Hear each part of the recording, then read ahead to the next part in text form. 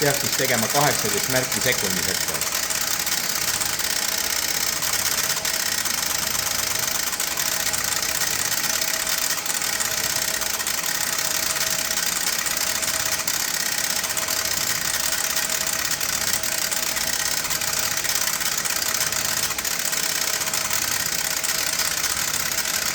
Tuli meelde tegelikult, et enne mingil hetkel oli see sokk kinni kiilunud.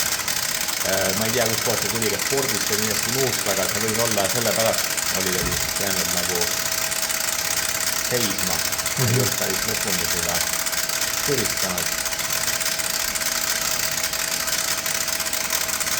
Ja noh, varsti saame teada, see on näha, kas Eesti fikseerimise märgid on lõpus, siis on kõik õige.